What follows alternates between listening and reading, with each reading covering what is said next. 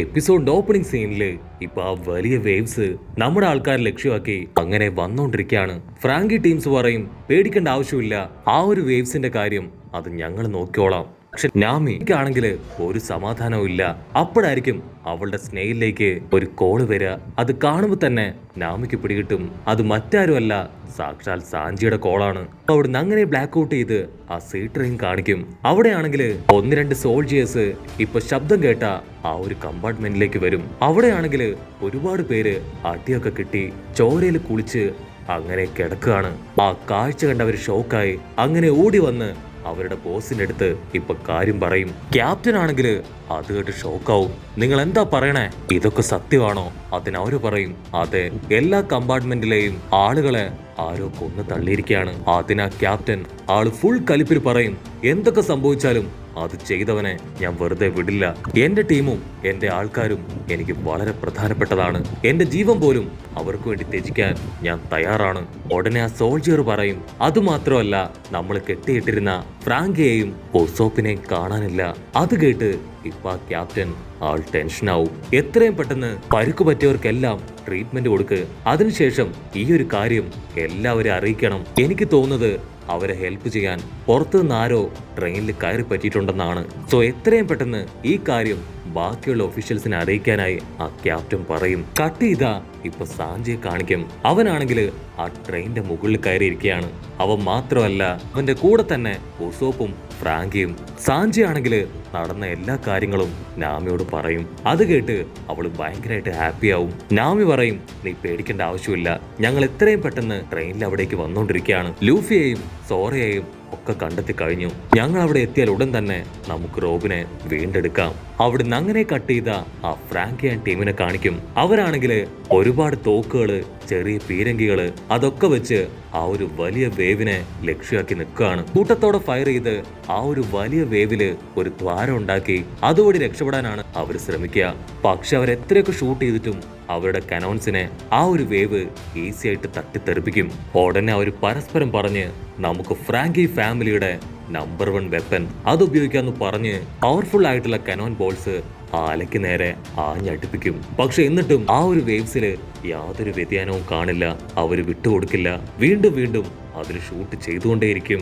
അതേസമയം ഇവിടെ ഗ്രാൻഡ്മ ആളാണെങ്കില് കാലൊക്കെ കയറ്റി വെച്ച് വെള്ളമൊക്കെ അടിച്ച് അങ്ങനെ ഹായായിട്ടിരിക്കും. ഗ്രാൻഡ്മ ആണെങ്കില് ഇപ്പൊ ചോപ്പറിനോട് ക്യാഷ്വലായിട്ട് പറയും അത്രയും വലിയ അക്വാലോഗ് അത് ഈ ട്രെയിനിനെ ഹിറ്റ് ചെയ്ത് കഴിഞ്ഞാൽ ഉറപ്പായിട്ടും ട്രെയിൻ മറിയും, എല്ലാവരും വെള്ളം കുടിച്ച് മരിക്കും. അത് കേട്ട് ചോപ്പർ അവൻ ഷോക്കാവും. നിങ്ങൾക്കിതില് ഒരു പേടിയുമില്ലേ? ഞങ്ങൾ മാത്രമല്ല നിങ്ങളും ഇതേ ട്രെയിനിലാണ് എന്ന കാര്യം മറക്കാൻ പാടില്ല. പക്ഷെ ഗ്രാൻഡ്മയ്ക്കാണെങ്കിൽ അത്രയും പറഞ്ഞിട്ടും ഒരു കൂസലും ഉണ്ടാവില്ല. ഇവിടെ നാമി അവള് റോബിനുമായി ബന്ധപ്പെട്ട എല്ലാ കാര്യങ്ങളും ഇപ്പൊ സാഞ്ചിയോട് പറയും. കട്ട് ചെയ്ത ആ ഒരു അക്വാലോഗ് ഓൾമോസ്റ്റ് ട്രെയിനിന്റെ തൊട്ടടുത്ത് എത്തിക്കഴിഞ്ഞു. ഫ്രാങ്കി ആൻഡ് ടീംസ് അവരൊരുപാട് കഷ്ടപ്പെട്ടിട്ടും ആ ഒരു അക്വാലോഗിൽ നിന്ന് രക്ഷപ്പെടാനുള്ള ഒരു വഴിയും തെളിഞ്ഞു വരില്ല. അപ്പോഴായിരിക്കും ലൂഫി അവൻ സോറയും കൂട്ടി ഇപ്പൊ ട്രെയിനിന്റെ മുകളിലേക്ക് പോവുക. വമ്പൻ ആക്ഷൻസ് ഒക്കെ ഇട്ട് അവരെന്തോ ഒന്നിന് തയ്യാറെടുക്കുകയാണെന്ന് ഇപ്പൊ ഫ്രാങ്കി ബ്രദേഴ്സിന് മനസ്സിലാവും. അടുത്ത സെക്കൻഡ് ലൂഫി അവനാണെങ്കില് അവന്റെ പവർ 300 മടങ്ങ് ഉയർത്തി ആ ഒരു വലിയ വേവിനെ അറഞ്ചം പുറഞ്ചം ഇടിക്കും. മറ്റൊരു ഭാഗത്ത് സോറോ അവനും അവന്റെ പവർ നല്ല രീതിയിൽ എൻഹാൻസ് ചെയ്ത് സ്ക്വാഡ് ഉപയോഗിച്ച് ആ വേവിനെ അറഞ്ചം പുറഞ്ചം വെട്ടുകയാണ്. നമ്മുടെ ചെക്കന്മാരുടെ പവറും കഴിവൊക്കെ കണ്ട് ഇപ്പൊ ഫ്രാങ്കി ടീംസിനും ഭയങ്കര ആവേശാവും. അവരും അവരുടെ ഗണ്ണൊക്കെ വെച്ച് അറഞ്ചം പുറഞ്ഞ് ഷൂട്ട് ചെയ്യും. ഉടനെ ആ 3 അറ്റാക്കും ചേർന്ന് ഇപ്പൊ ആ ഒരു വലിയ വേവില് അവരുടെ ട്രെയിനിന് അതിൽ കടന്നു പോകാൻ പാകമായ വലിയൊരു ദ്വാരം അത് ക്രിയേറ്റ് ആവും. ട്രെയിൻ നല്ല സ്പീഡില് ആ ഒരു ഗ്യാപ്പിലൂടെ മുൻപോട്ട് കുതിച്ചു പായും. ട്രെയിനിലുണ്ടായിരുന്ന എല്ലാവരും അതുകൊണ്ട് വണ്ടറടിച്ച് നോക്കി നിൽക്കും. ആ ഫ്രാങ്കി ടീം മെമ്പേഴ്സിനാണെങ്കിൽ ഭയങ്കര സന്തോഷാവും. അവരാവേശത്തില് തുള്ളിച്ചാടാൻ തുടങ്ങും. പൗലിക്കാണെങ്കിൽ അത് വിശ്വസിക്കാൻ കഴിയില്ല. കാരണം ഒരു സെക്കൻഡ് അവൻ മുഖാമുഖം മരണത്തെ കണ്ടു. നമ്മുടെ ചെക്കന്മാരുടെ യഥാർത്ഥ പവറും കഴിവും ഒക്കെ പൗലി ഇപ്പോഴാണ് തിരിച്ചറിയുന്നത്. നമ്മുടെ ആൾക്കാർ എങ്ങനെയൊക്കെയോ ഒരുപാട് കഷ്ടപ്പെട്ട് ആ വേവ്സിൽ നിന്ന് രക്ഷപ്പെട്ടു. അതേസമയം സോറോയും ലൂഫിയും അവർ രണ്ടുപേരും വിൻഡോയിലൂടെ ട്രെയിനിന്റെ അകത്തേക്ക് വരും. അപ്പോഴായിരിക്കും നാമി അവള് സാഞ്ചിയുടെ കോള് ഉടനെ ലൂഫിക്ക് കൊടുക്കുക. അതവള് പറയേണ്ട താമസം ഇപ്പൊ ലൂഫിയും സോറയും അവർ രണ്ടുപേരും ആ സ്നെയിലും മേടിച്ച് സാഞ്ചിയോട് സംസാരിക്കാൻ തുടങ്ങും. അപ്പൊ അതേസമയം ഇവിടെ ഉസോപ്പ് അവനാണെങ്കിൽ ഒരുപാട് വിഷമത്തില് അങ്ങനെ ഇരിക്കുകയാണ്. അവന്റെ എടുത്തുചാട്ടത്തെ ഓർത്ത് ഇപ്പോ ഉസോപ്പിന് ഒരുപാട് കുറ്റബോധം തോന്നും. ലൂഫി സാഞ്ചിയോട് ചോദിക്കും അവിടുത്തെ ഇപ്പോഴത്തെ അവസ്ഥ അതെന്താണ്. അതിന് സാഞ്ചി പറയും ഫ്രാങ്കിയും ഉസോപ്പും രണ്ടുപേരും ഇപ്പൊ സേഫ് ആണ്. പക്ഷെ റോബിൻ അവൾ ഇപ്പോഴും അവരുടെ കസ്റ്റഡിയിൽ തന്നെയാണ്.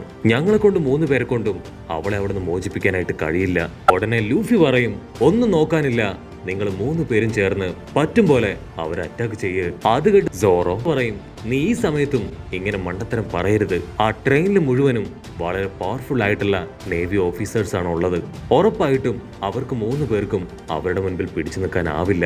ഫൈറ്റില് നമ്മുടെ ആൾക്കാർ തോറ്റുപോകും. മാത്രമല്ല അവർക്ക് അവരുടെ ജീവനും ഒരുപക്ഷെ നഷ്ടപ്പെട്ടേക്കാം.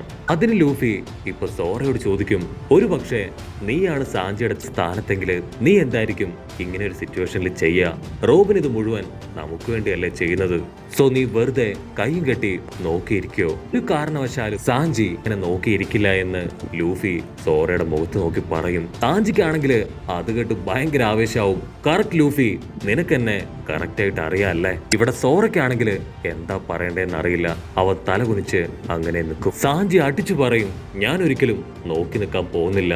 എന്നെ കൊണ്ട് പറ്റുന്ന കാര്യം ഉറപ്പായിട്ട് ഞാൻ ചെയ്യുന്നു പറഞ്ഞ് ആവേശം മൂത്ത് ആ സ്നെയിലിനെ അങ്ങനെ ഞെക്കിപ്പീച്ചി ഇപ്പൊ താഴേക്കിടും. അത് കണ്ട് ഫ്രാങ്കി അവ ഫുൾ കലിപ്പിൽ പറയും ഇനി നമ്മൾ എങ്ങനെ അവരെ കോണ്ടാക്ട് ചെയ്യും? നീ എല്ലാ കാര്യങ്ങളും ചാള കൊളാക്കിന്ന് പറഞ്ഞ് ഇപ്പൊ സാഞ്ചിയോട് ഫ്രാങ്കി ദേഷ്യപ്പെടാൻ തുടങ്ങും. കട്ട് ചെയ്താ ഇവിടെ ലൂഫി അവൻ പറയും ഇനിയും കുറെ കൂടെ സ്പീഡില് നമുക്ക് പോണം. ഗ്രാൻമ പറയും ഓൾറെഡി ഈ ട്രെയിൻ അതിന്റെ ലിമിറ്റും കഴിഞ്ഞിട്ടുള്ള സ്പീഡിലാണ് ഇപ്പൊ ഓടിക്കൊണ്ടിരിക്കുന്നത്. ഇതിലും സ്പീഡില് ഇതിനെ കൊണ്ട് പോകാൻ കഴിയുമെന്ന് എനിക്ക് തോന്നുന്നില്ല. കട്ട് ചെയ്താ ഇവിടെ സാഞ്ചി അവനാണെങ്കിൽ ഉസോപ്പ് പോയതിനു ശേഷം ഉണ്ടായ എല്ലാ സംഭവങ്ങളും ഇപ്പൊ ഉസോപ്പിന് പറഞ്ഞു കൊടുക്കും. മാത്രമല്ല ഇതെല്ലാം റോബിൻ നമുക്ക് വേണ്ടിയാണ് ചെയ്തതെന്ന് പറയുമ്പോ അവൻ പൊട്ടിക്കരയും. സാഞ്ചി പതിയെ കൈ നീട്ടി ഇപ്പൊ ഉസോപ്പിനെ ആശ്വസിപ്പിക്കാൻ ശ്രമിക്കും. അപ്പോഴായിരിക്കും ഒരു വമ്പൻ ട്വിസ്റ്റ്. കരയുന്നത് ഉസോപ്പല്ല, മറിച്ച് ഫ്രാങ്കിയാണ്. കരച്ചിലൊക്കെ നിർത്തി ഇപ്പൊ ഫ്രാങ്ക് പറയും നിങ്ങളുടെ കൂടെ ഞാനും ഉണ്ട്. റോബിനെ രക്ഷിക്കാൻ ഞാൻ നിങ്ങളെ സഹായിക്കാം. കാരണം ആ ഒരു ബ്ലൂ പ്രിന്റ് കിട്ടിയ റോബിനെ കൊണ്ട് മാത്രമേ അത് ഡീകോഡ് ചെയ്ത് മിലിറ്ററി ഓഫീസേഴ്സിനെ സഹായിക്കാൻ കഴിയൂ. സോ അവളെ അവരുടെ കയ്യിൽ നിന്ന് രക്ഷപ്പെടുത്തുകയാണെങ്കിൽ നമ്മൾ 2 ടീമിനും അത് ബെനിഫിറ്റ് തന്നെയാണ്. സോ ഒരു കാരണവശാലും നമ്മൾ റോബിനെ അവർക്ക് വിട്ടു കൊടുക്കില്ല. പക്ഷെ അപ്പോഴും ഉസോപ്പ് പറയും ഞാനിനി നിങ്ങളുമായിട്ട് കൂട്ടില്ല. ഈ ലൂഫി വന്നതിന് ശേഷം നിങ്ങളുടെ പ്ലാൻ അനുസരിച്ച് എന്ത് വേണമെങ്കിലും ചെയ്തോ. എനിക്കിപ്പോ നിങ്ങളുടെ ടീമിൽ നിൽക്കാനുള്ള യോഗ്യതയില്ല എന്ന് പറഞ്ഞ് അവൻ അങ്ങനെ നടക്കും. ഫ്രാങ്കി ആണെങ്കിൽ ഉസോപ്പിനെ തിരിച്ച് വിളിച്ചുകൊണ്ടേയിരിക്കും. പക്ഷെ ഉസോപ്പ് തിരികെ വരാൻ തയ്യാറാവില്ല. കട്ട് ചെയ്ത ആ കമാൻഡർ ആളും ആളുടെ ബാക്കി നേവി ഫോഴ്സും ചേർന്ന് അവർക്ക് പറ്റിയ എല്ലാവർക്കും ട്രീറ്റ്മെന്റ് കൊടുത്തോണ്ടിരിക്കുകയാണ്. മറ്റൊരു ഭാഗത്ത് ചില സോൾജിയേഴ്സ് ഉസോപ്പും ഫ്രാങ്കി രക്ഷപ്പെട്ട കാര്യം ബാക്കിയുള്ള എല്ലാ മെമ്പേഴ്സിനെയും ഇപ്പൊ അറിയിച്ചു കൊണ്ടേയിരിക്കും. അപ്പൊ അതിലൊരു സോൾജിയർ ട്രെയിനിലെ ഒരു വിൻഡോ തുറന്നിരിക്കുന്നത് കാണും. അവൻ അതുവഴി മുകളിൽ കയറുമ്പോഴായിരിക്കും മുകളിൽ നിൽക്കുന്ന നമ്മുടെ ആൾക്കാരെ കാണുക.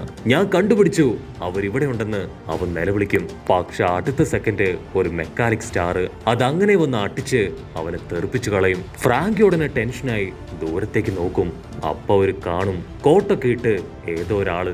അവൻ ഫ്രാങ്കിയോടും സാഞ്ചിയോട് പറയും ഉസോപ്പ് എല്ലാ കാര്യങ്ങളും എന്നോട് പറഞ്ഞു കഴിഞ്ഞു. നിങ്ങളുടെ ഈ ഒരു മിഷനില് നിങ്ങളെ ഞാനും സഹായിക്കാം.